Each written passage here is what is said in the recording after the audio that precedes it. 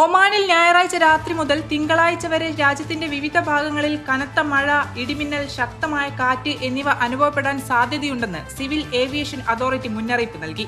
National multi Hazard early warning സെന്ററിന്റെ അറിയിപ്പ് പ്രകാരം ഞായറാഴ്ച രാത്രി 10 മുതൽ തിങ്കളാഴ്ച രാത്രി 10 വരെയാണ് മുന്നറിയിപ്പ് പ്രാബല്യത്തിലുള്ളത്.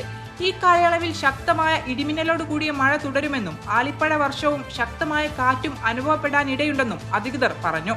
മസ്കത്ത്, അദ്ദാഹിറ, അൽ ദാഖിലിയ, തെക്കൻ ഷർക്കിയ, വടക്കൻ ഷർക്കിയ, തെക്കൻ ബാത്തിന, വടക്കൻ ബാത്തിന, മുസന്തം, ബുറൈമി, അൽവുസ്ത എന്നിവയുൾപ്പെടെ നിരവധി ഗവർണറേറ്റുകളിൽ ഇതിന്റെ പ്രഭാവം അനുഭവപ്പെടും.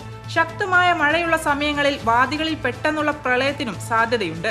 ഇടിമിന്നലോട് കൂടിയ മഴയുള്ളപ്പോൾ കാറ്റിന്റെ വേഗത മണിക്കൂറിൽ 28 മുതൽ 92 കിലോമീറ്റർ വരെ ഉയരാൻ സാധ്യതയുണ്ടെന്നും ഇത് ദൃശ്യപരത കുറയ്ക്കുന്നതിനും അപകടകരമായ സാഹചര്യങ്ങൾ ഉണ്ടാക്കുന്നതിനും കാരണമാകും.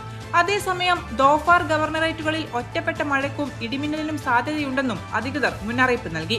മുന്നറിയിപ്പ് കാലയളവിൽ ജാഗ്രത പാലിക്കണമെന്നും അധികൃതർ നിർദ്ദേശിച്ചു. പ്രളയജലം നിറഞ്ഞ വാദികൾ കടക്കാതിരിക്കുക, താഴ്ന്ന പ്രദേശങ്ങളിൽ നിന്ന് വിട്ടുനിൽക്കുക, കടലിൽ പോകുന്നത് ഒഴിവാക്കുക തുടങ്ങിയ മുൻകരുതലുകൾ സ്വീകരിക്കണമെന്ന് സിവിൽ ഏവിയേഷൻ അതോറിറ്റി ആവശ്യപ്പെട്ടു.